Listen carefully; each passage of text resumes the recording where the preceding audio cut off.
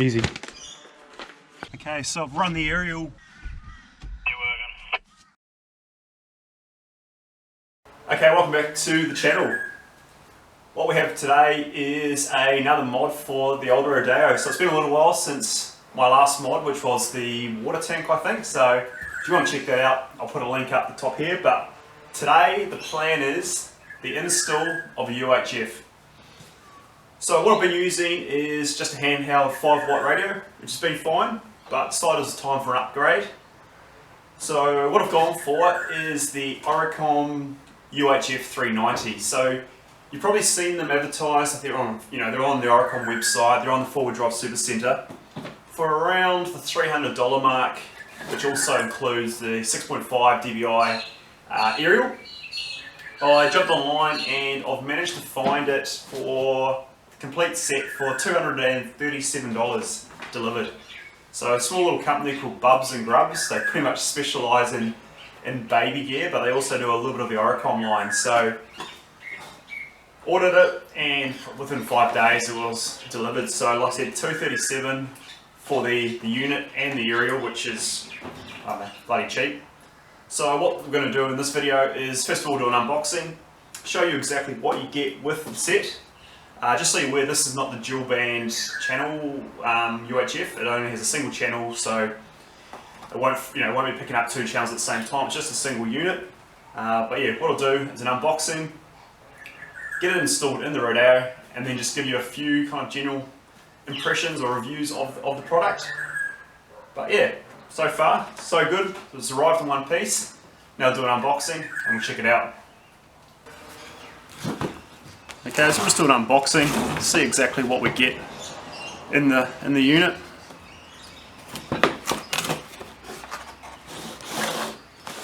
Okay, operating instructions. Gee, well that's the unit. That gives you an idea of how small it is. That's amazing. So, wow, that is tiny. So, very basic. Power, aerial, built-in speaker. But yeah, that's my palm for size. It's super tiny. Get the handset. So here's the handset. Feels okay. Relatively cheap, basic, but that's what we're after. And then connection.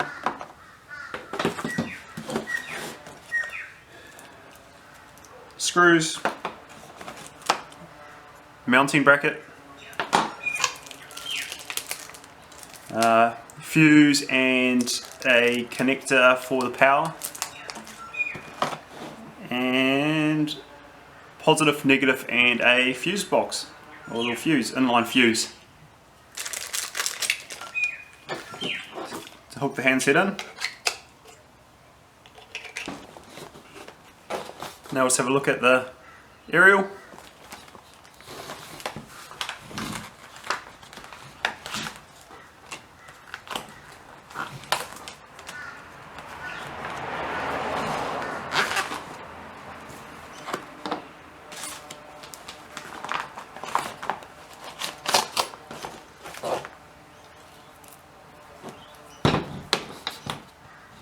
Pretty basic. Okay, so that's everything there that you get in the kit, from the aerial, the handset, and the actual I suppose, brains of the operation. Once again, I'll say I'm amazed how small it is, but that's going to be perfect for just tucking away. The Oricom gear, from what I can see, comes with a 5-year warranty. I have read mixed reviews on some of their products, so time will tell, see how it goes. I'll keep you updated with how I find it, but for the price, yeah, we'll see what happens. The other thing I really liked about the Oricom is with the handset, the controller, you have everything on it. So from changing channels, volume, everything's on there. You don't use this at all. So I've used these a lot in the past, and this kind of style is, I definitely prefer. So, which is cool. Now the next thing I'm going to start to think about is how I'm going to wire up the UHF. So there are a couple different methods. I could run it directly to my starter battery or my secondary battery. That way, when I turn the key off or the ignition off, it can still run. The issue I have with that, if I run it to my main starter battery, I have the potential to drain the battery if I leave it on. I could run it to my second battery, which is the same thing. You have got the potential to drain it, but I have got the solar panel, so it shouldn't be an issue. And the draw, I would have to double check, but I can't imagine the draw on these is too much, but we'll find out. So I can either wire to the starter, my secondary battery, or my third option is the 12 volt cigarette socket that I have in the cab. The biggest, I suppose, positive of that is when the ignition's on, the UHF will work. When the ignition's off, it will kill power. So there's no risk of draining your battery, and that's the last thing on the hill, you know, bloody out in the bush. Yeah, if you forget to turn the UHF on, it's hardwired to one of your batteries and you drain it. So at the moment I'm thinking that I'm going to run it directly to my cigarette socket, so that way I have to have the key on. The negative of that, I suppose, if you are waiting around camp or somewhere and you still want to, you know, have the radio on, you still have the key on, your accessories are getting used, and once again you have the problem of draining the battery.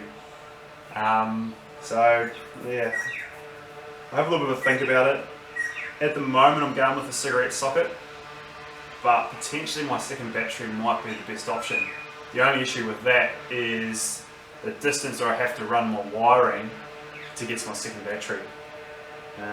But yeah, I'll have a little look-see and see what I can find. Okay, first thing I'll look at doing is installing the aerial.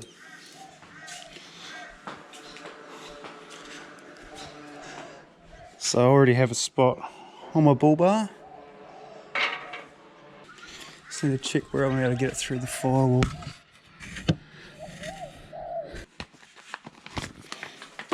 Just check the instructions, make sure I don't miss anything.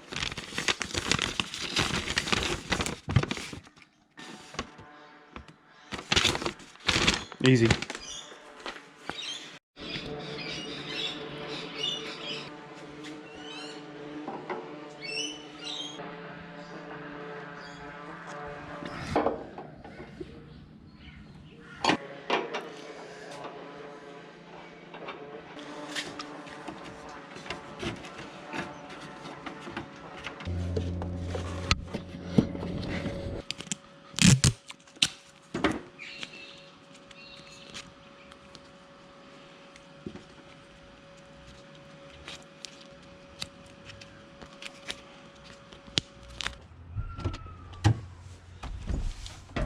Okay, so I've run the aerial through the firewall and I've got my unit here. So now what I need to do is I'm going to wire it up to the cigarette lighter. So I'm going to have to take this off to get access, and then I'm going to actually look at mounting this up and under, out of the way. So I'll take this off now. Okay, so I've been struggling a bit. The plan was to wire it into my cigarette lighter. The problem is, it is a bloody mission to get into here. So I don't know how the hell I've got to get in. Maybe I've got to take all this off, but yeah, there's no way to actually get to it. And I've tried going up through the bottom, but what I don't want to do is, because I was going to splice it into those existing wires, but I've got to go back to work tomorrow, and then when I get back I'll be straight to Morden, so I don't want to risk stuffing up my 12 volt. I have got a spare 12 volt cigarette connection on this, so in the short term what I'm going to do is just wire my UHF and just run it off this, and then when I get back from Morden, I've got the time, I'll run wires right to my spare battery. So yeah, it's turned into a lot harder than I was anticipating. But yeah, that's the plan. So what I'm thinking is I'm going to mount my handset on these two buttons.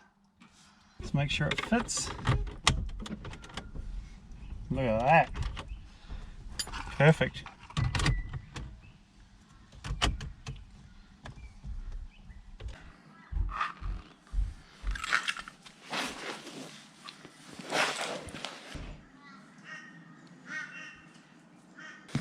Okay, these should just clip in hopefully.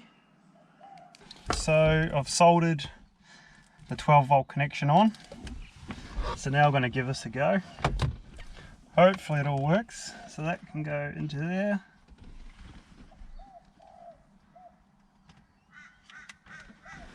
That clips in. Going to clip this into the front.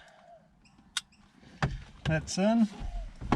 Okay, now moment of truth. I need accessories on. Grab this.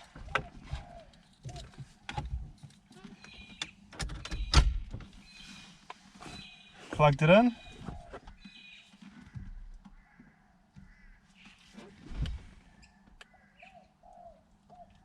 We've got power.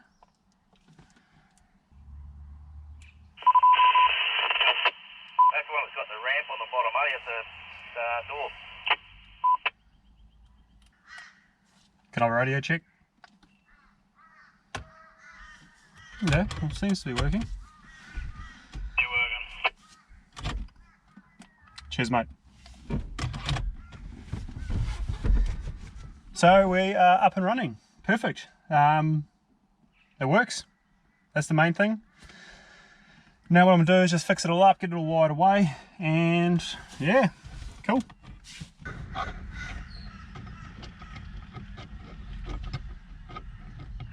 Okay, so that is pretty much installed for the time being. So what I've done is just run it into my 12-volt.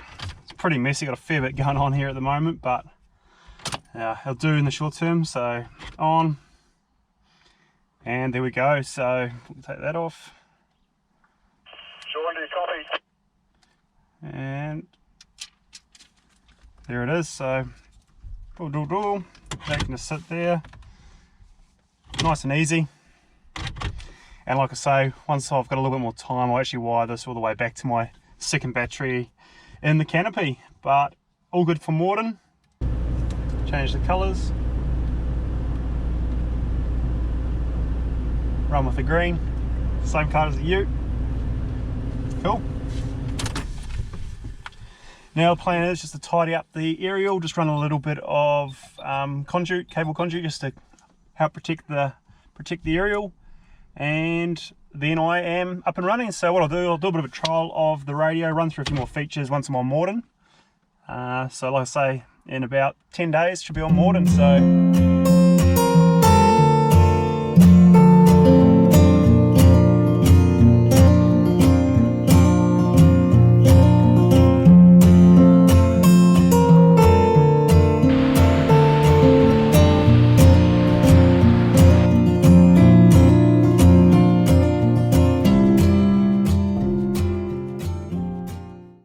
okay, so we're back from Morden and had a great trip.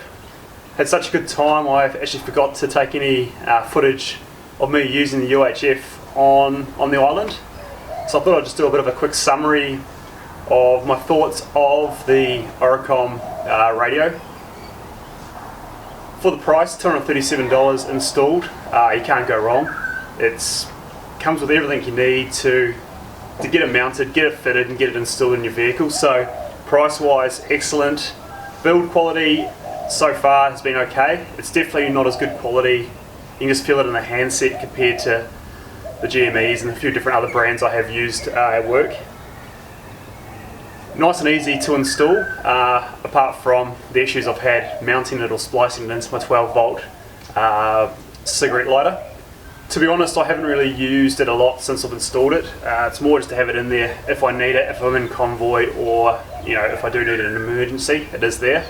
So I suppose for my initial kind of thoughts on it, for the price and for what I need, it's perfect. I'm not going to be using it a lot. It's there if I do need it.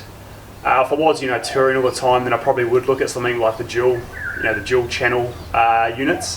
That way you can, like I said before, you can flick between the two channels, but at the moment this is everything, well, this is all I need. So from some of the reviews, I have noticed that the hand unit seems a bit of a weak point, especially with the connection of the wire into the hand unit. So it's going to be interesting to see how that travels. But like I say, it's only been in the Ute now for a month. I'll keep you updated with any issues I do have. And yeah, hopefully I get to use it a bit more and get out on a few more trips. So I hope this video was helpful. If it was, please make sure to hit that like button. And if you want to see similar videos, please hit that subscribe button. Hey guys, thanks, and I'll see you in the next video.